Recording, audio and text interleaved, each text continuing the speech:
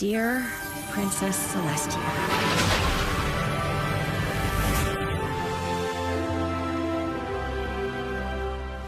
Hello and welcome to episode 6 of Dear Princess Celestia, the show where I take an episode and analyze its moral.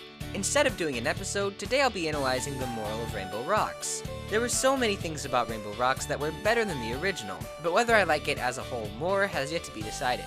One thing that made the sequel awesome is how the story had a focus on Sunset Shimmer and her redemption. I loved how natural the friendship between the Five and Sunset Shimmer was. You would think that after the Fall Formal fiasco, the friendship between them would be sort of awkward. I mean, she did try to kill them and take over Equestria. But since Shimmer's reformation, her friends have regarded her as a whole new person. Quite a contrast from the unforgiving nature of the rest of Camelot High. It was crucial for Sunset Shimmer to know that she was accepted, despite her past mistakes. Moral 1. Forgive and forget. Give people second chances. In that respect, the main six showed a good example of forgiveness. But in several different parts of the movie, they argued over petty mistakes made before, and forgiveness had no part in their conversation. So they showed a bad example of forgiveness too. Playing the blame game just stirred more chaos among them. However, this doesn't always mean you shouldn't tell someone their mistakes.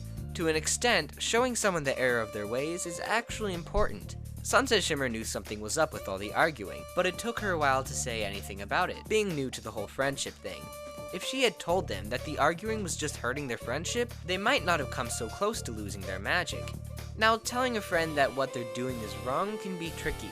No one likes being rebuked, but many times calling people out on their mistakes can help them and prevent a bigger mess in the future. Although if you don't do so respectfully and in private, there's pretty much no way that person's gonna listen.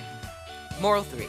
Don't be so judgmental. So Rainbow Dash was beginning to sprout her pony ears on the stage, which was a huge problem, considering they didn't want to spoil their plan of using magic to oust the sirens.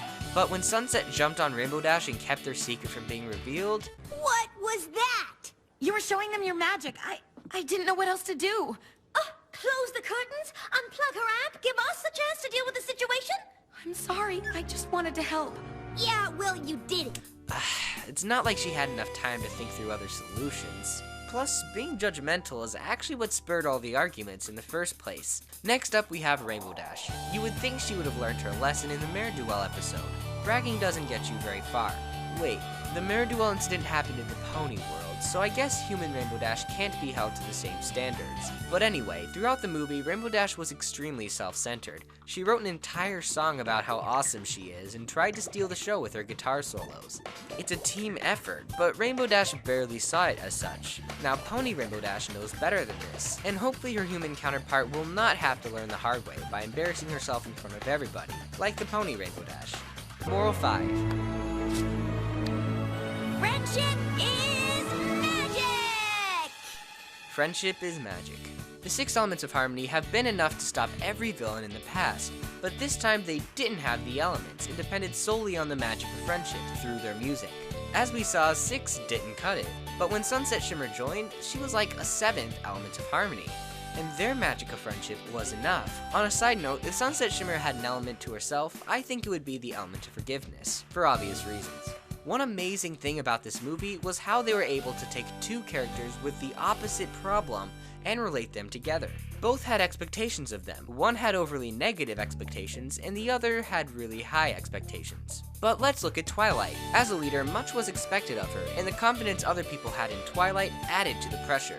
Even Sunset Shimmer, the one who related the most to Twilight, belittled Twilight's problem, trusting that she was fully capable, when in the truth, Twilight had no idea what she was doing. Don't put too much pressure on leaders, whether it's a teacher or a parent or whoever.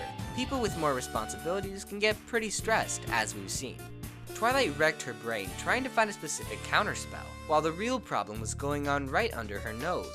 The magic of friendship was slowly being replaced with something else. And while everyone was arguing, Twilight was obsessing over something that they couldn't do without their magic in the first place. Don't miss the big picture. Of course, Twilight's come a long way since pre-season 4. She used to be a lot worse when it came to this. Twilight's been known to become too focused on small details while missing the big picture, specifically in It's About Time and Lesson 0. Over the past 5 weeks, I've been flashing numbers on the screen for a 30th of a second each. 5 weeks ago a 5, 4 weeks ago a 4, 3 weeks ago a 3, so on and so forth.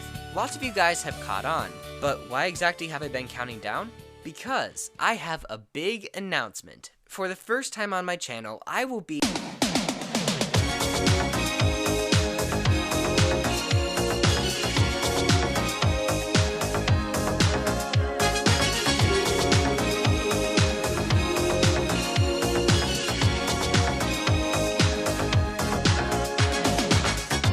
We're no strangers to love. You know the rules, and so do I. If this video has tons of dislikes, this is why. Yes, proceed with the comments on how this joke is 7 years old and isn't funny anymore. Whatever. Anyway, what are some other morals you can take from this movie? And what episode should I analyze the moral of next? Let me know in the comments. This is the Brony Notion, signing out until next Wednesday. Brohoot.